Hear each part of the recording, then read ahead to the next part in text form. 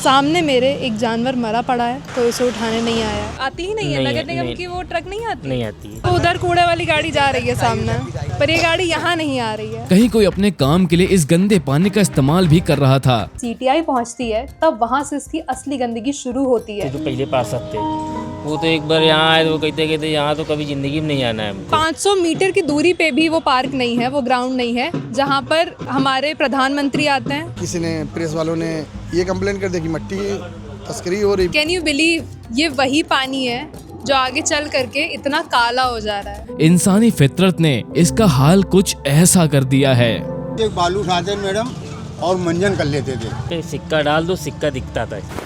ज्यादा कूड़ा तो नहीं आ रहा पीछे? देख लेना, ज्यादा कूड़ा नहीं आया, थोड़ा साफ साफ आना चाहिए। ये है इंडिया की 13th क्लीनेस्ट सिटी कानपुर।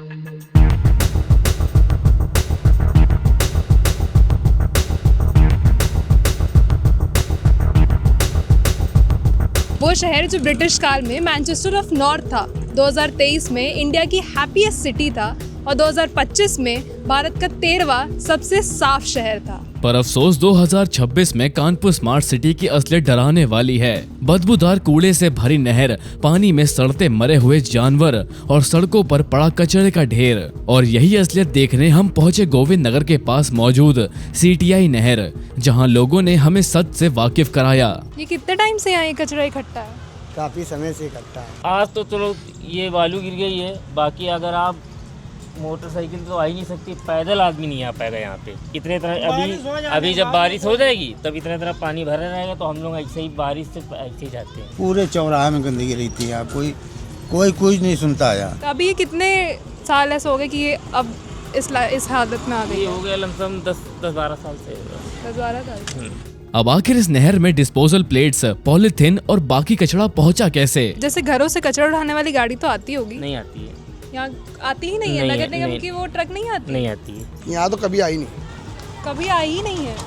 2-3 बार कहा भी कि कूड़े वाले वो रखवा दो तो कहते तुम ही लोग तो डालते हो कूड़ा। काफ़ी लोग होते हैं जो अपना जैसे जाते हैं, जैसे हम ही गए तो अपना डाल लिया तो इधर नीचे डाल देते हैं। जैसे तनाल नगर में जो गाड़ी आती है उसमें डाल देते हैं। कुछ लोग अपना नहर में फेंक देते हैं। हाँ तो इधर नहीं आती, उधर आती है। उधर रोड पे आती है, इधर रोड पे नहीं आती। देखो उधर कूड़े वाली गाड़ी जा रही है सामने, पर ये गाड़ी यहाँ नहीं आ रही है। तो कुछ लोग तो पैसा देते हैं और कुछ लोग पैसा देते नहीं। वो क्या करते हैं, सुबह 4 बजे उठे या 5 बजे उठे, उठा के नारियाँ में डाल दिया और बाकी सब कूड़ा नहर में डालता है। ये कूड़ा सब घरों का है। पर हैरानी तो ये थी कि इस पानी में हमें सिर्फ कचरा ही नहीं बल्कि मरे हुए जानवर भी दिखाई दिए। जानवर अभी आप कह रही हैं वो कितने दिन से यहाँ पड़ा था? यहाँ 15 दिन से पड़ा था। ऐसे ही मरा हुआ जानवर पड़ा? हाँ पड़ा रहता है। कल मैंने फोन किया, जब ये सोनू फोन करता है लड़का, तब उसके बाद में आएगी गाड़ी। वो भी कम से कम 50 बार करेगा कॉल, तब आएगी गाड़ी। बीमारियां होती हैं, मजबूरियां हैं, क्या करें। अब यहीं पे लोग खाना बना रहे हैं, यहीं पे खा रहे हैं और ये सब बीमारी का घर है। यहाँ पर सामने मेरे एक जानवर मरा पड़ा है, पता नहीं कितने दिन से मरा पड़ा है, तो उसे उठाने नहीं आया। तो आप लोग को ये जो ढेर इधर लगा है इसका कूड़े का और गंदगी का, उसे दिक्कत नहीं है? दिक्कत तो मिलती है, अब क्या किया जाए। कभी लगा है तो लगा है। कंप्लेन करने की कोशिश करी? कंप्लेन तो नहीं की है कोई बार। क्यों? अब ऐसे ही पड़ा है वो, अब क्या बार बार हटाते हैं फिर हो जाता है वैसा काफी। अब ये मत समझिएगा कि ये मंजर सिर्फ गलियों से बहने वाली नहर का ही है, क्योंकि ये नहर मेन रोड की ओर जाते हुए भी इससे बदतर हो जाएगी। इस बात का हमें अंदाजा भी नहीं था।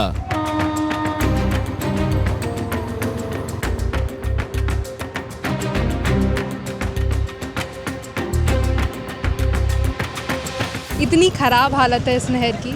ऐसा नहीं यहाँ पर कोई मेन रोड नहीं है, जस्ट मेरे आगे मेन रोड चल रही है और यहाँ पर कानपुर स्मार्ट सिटी को स्मार्ट बनाने के लिए मेट्रो का काम चल रहा है, जो कि मेरे ख्याल से इसी साल शायद जुलाई अगस्त में इनॉग्रेट भी हो जाए और तब ये साफ़ होगा, क्योंकि तब यहाँ पर मेट्रो का ट्रायल चलेगा।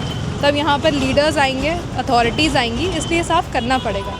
पर क्योंकि अभी यहाँ पर कोई है नहीं तो यहाँ किसी को साफ़ सफाई की ज़रूरत भी महसूस नहीं हो रही है। और कुछ यही हाल यहाँ से 4 किलोमीटर बाद का भी था। पीछे अगर आप देखोगे तो आपको ग्रीन कलर के बोर्ड्स दिख रहे होंगे जो लगे हुए हैं पुल के उस पार।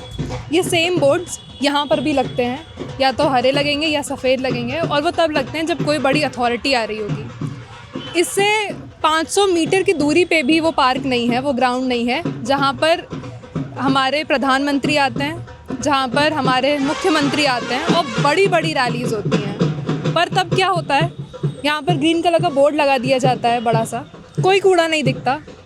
थोड़ी बहुत जो नहर साफ़ करी जाती है उसको यहीं इकट्ठा कर दिया जाता है, और उसके बाद उसके आगे 4 पौधे लगा दिए जाते हैं। ये खुद हमने अपनी आँखों से देखा है। हम और आप सब देखते ही हैं कि जब किसी बड़े मंत्री को आना होता है, जब कोई बड़ा इंसान आ रहा होता है किसी शहर में, तो 2 दिन के अंदर सड़कें बन जाती हैं, 2 दिन के अंदर सफाई हो जाती है, 2 घंटे में डिवाइडर पेंट हो जाते हैं, सब हो जाता है। वो काम हम आम नागरिक के लिए क्यों नहीं हो सकता? हम इस नहर के साथ जितना आगे बढ़ रहे थे, ये पानी उतना ही काला होता जा रहा था। बहने वाला पानी अपने साथ जानवर की लाशें और बेहद गंदगी लिए बस रुका हुआ था। कुछ हिस्से ऐसे जहां एक बारिश के बाद ही झोपड़ियां डूब जाती। जिन हिस्सों में पानी दिख रहा था, वहां ये कचरा इस कदर जमीन पर इकट्ठा था कि लोग इसके साथ रहना सीख चुके थे। कहीं कोई अपने काम के लिए इस गंदे पानी का इस्तेमाल भी कर रहा था, तो कहीं इस कचड़े के किनारे शादियां हो रही थी, और कहीं इस नहर की सफाई के नाम पर सड़कों पर मिट्टियां इकट्ठा पड़ी थीं। भाई जस्ट अभी सामने मेरे कूड़ा फेंका किसी ने। मतलब ऐसा सोचो, अभी CTI के पास वहाँ पे लोग कह रहे कूड़े वाली गाड़ी नहीं आ रही, इसलिए नहर पे फेंकना पड़ रहा है। अब यहाँ तो सामने ही आ गई है गाड़ी, और फिर भी लोग इसमें फेंक रहे हैं।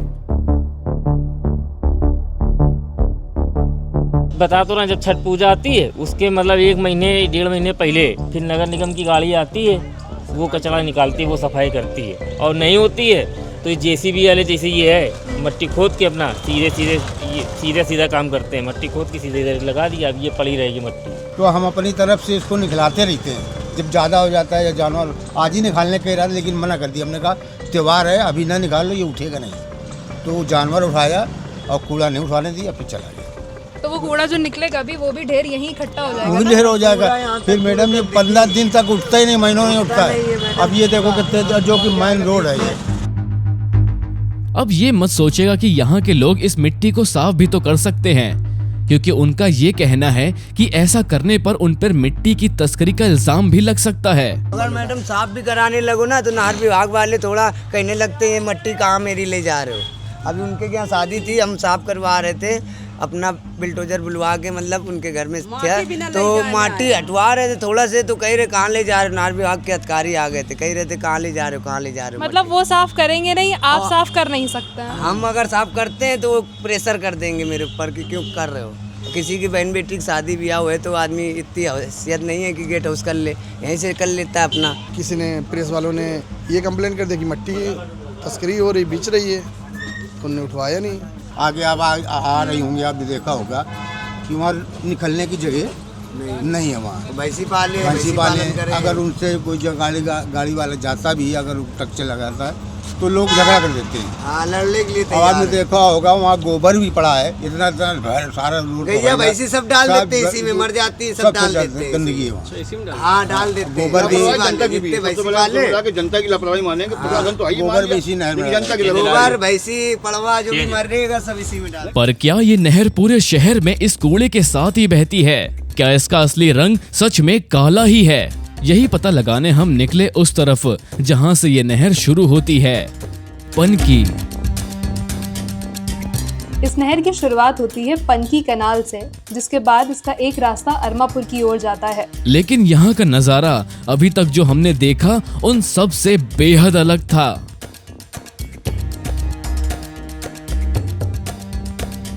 कैन यू बिलीव, ये वही पानी है जो आगे चल करके इतना काला हो जा रहा है, और यहाँ से फिर ये पानी अरमापुर जाता है, अरमापुर से आगे दादा नगर जाता है। और अजीब बात ये है कि ये नहर दादा नगर तक तो साफ रहती है, लेकिन उसके बाद जब ये CTI पहुँचती है तब वहाँ से इसकी असली गंदगी शुरू होती है। जो CTI वाला रास्ता है वो आगे आपको साकेत नगर पे मिलेगा, और साकेत नगर के बाद ये नहर केशव नगर होते हुए नौबस्ता की ओर आगे चली जाती है। और ये गंदगी साकेत नगर और केशव नगर तक जाते हुए कुछ कम नहीं होती, बल्कि और बढ़ती चली जाती है।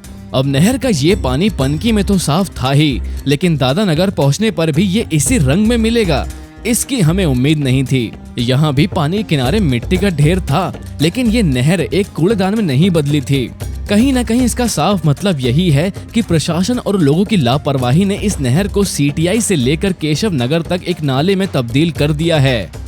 पर क्या इन जगहों तक प्रशासन कभी पहुंचा ही नहीं? क्यों इसकी कंप्लेन करी गई थी? ये जो कूड़ा यहाँ इकट्ठा है इस बार नहीं करी गई, बाकी हर बार करी जाती है। तो जैसे आप कंप्लेन करते हैं तो फिर क्या होता है? फिर कोई सुनवाई नहीं होती है, कोई नहीं आता? नहीं आता है। आप कंप्लेन कहाँ पे करते हैं? जैसे पार्षद है यहाँ के, इन्हीं लोग से करते हैं। हम लोग यहाँ पे अब मतलब 8-10 लोग जाते हैं। तो वो क्या कहते हैं? कहते देखते हैं, जो इससे पहले जो पार्षद थे, ये नीचे रहते, उनके क्या नाम है, इससे जो पहले पार्षद थे, वो तो एक बार यहाँ आए तो वो कहते यहाँ तो कभी ज़िंदगी में नहीं आना है हमको, तो ये कह रहे थे।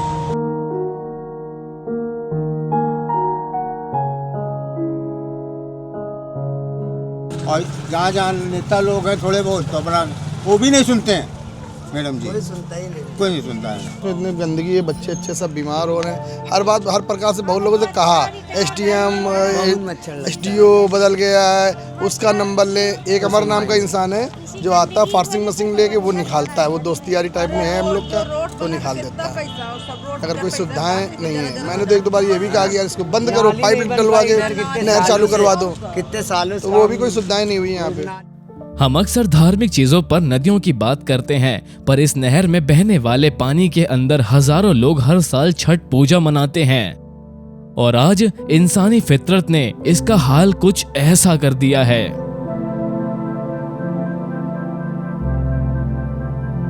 आज से 25 साल 30 साल पहले हम लोग नहाते थे यहाँ पर। इसी नहर से पानी नीचे बालू उठाते मैडम और मंजन कर लेते थे। अच्छा जी हाँ, वो जमाने की बात, वो जमाने बता रहे हैं, जब हम लड़के ही थे, मतलब 8-10-11 साल के होंगे, तब इतना सुंदर पानी था। पहले कभी ऐसा था कि ये साफ रहती थी, चलती थी, लोग आते जाते थे आराम से? ये यहाँ इस नहर में लोग बर्तन धुलते थे अपने खाने वाले। अच्छा। इससे हम खुद, हम तो हमारी यहाँ की पैदाइश है, ये लोग तो अभी आए हैं, हाँ, हमारी यहीं की पैदाइश है। तो इसमें नहर में यहीं बर्तन धुले जाते, दूध के बर्तन धुले जाते थे। यहाँ पे सिक्का डाल दो, सिक्का दिखता था इसमें। इतनी साफ थी? इतनी साफ थी ये। इंसान अगर अपनी सिर्फ आदत सुधार ले, सिर्फ अगर अपने आप को जिम्मेदार समझ ले और जिम्मेदार बना ले, तो ये दुनिया कितनी बेहतर हो सकती है रहने के लिए। अगर आप कानपुर स्मार्ट सिटी की वेबसाइट देखेंगे तो वहाँ पर आपको कंप्लीटेड प्रोजेक्ट्स में सॉलिड वेस्ट कलेक्शन का एक प्रोजेक्ट दिखेगा, जिसमें लगभग 46 करोड़ रुपए लगाए गए थे। और उसी प्रोजेक्ट के डिस्क्रिप्शन में पहली लाइन ये लिखी है that a smart city should be open waste free, यानी कि एक स्मार्ट शहर में कोई भी खुला कचरा नहीं होना चाहिए। लेकिन आज की ग्राउंड रियलिटी इस वेबसाइट के डिस्क्रिप्शन से काफी ज्यादा अलग है। जो शहर 2025 के एक सर्वे में भारत का 13वां सबसे साफ शहर था, वहाँ आज लोग गंदगी से जूझ रहे हैं। कुछ लापरवाह प्रशासन की है और कुछ जो है ये नहर जनता की है, और कुछ ये जो नहर गंग वाले अधिकारी हैं, अधिकारी तो सबसे ज्यादा इनकी कमी है। जब तुम आप कानून लगा रहे हो तो आप एक बोर्ड यहाँ गाड़ दीजिए, उसमें लिख दीजिए कि अगर कूड़ा फेंकने वाले को 5,000 रुपये जुर्माना है, इतने दिन की सजा पड़ेगा। कैमरे लगवा दीजिए, एक बीच में लगा दीजिए, तो पब्लिक जागरूक हो। लेकिन अब ये मत भूलिएगा कि ताली दोनों हाथों से बजती है। शहर की सफाई की जितनी जिम्मेदारी यहाँ पर प्रशासन की है, उतनी जिम्मेदारी हम सब नागरिक की भी है। एक सवाल जरा खुद से पूछिएगा, अगर कल को आपके घर की छत टपकने लगे तो क्या आप उस छत की मरम्मत कराएंगे, या फिर ये कह करके छोड़ देंगे कि यार ये तो मेरा घर है और ये कभी खराब हो ही नहीं सकता। जिस दिन हम खामियों पर पर्दा डालने की बजाय उन्हें सुधारना सीख लेंगे, हम ये समझ लेंगे कि एक शहर के प्रति हमारी जिम्मेदारी क्या है, सिर्फ उसी दिन एक शहर स्मार्ट सिटी कहला सकता है। अब ये मिट्टी नहीं उठ रही है, लोगों के यहाँ फंक्शन है, काम है, BC लड़के के यहाँ है फंक्शन अगले महीने से, होली बात। अब देखो मिट्टी पड़ी, 4 लोग आते कहते तुम लोग यहाँ रहते हो क्या?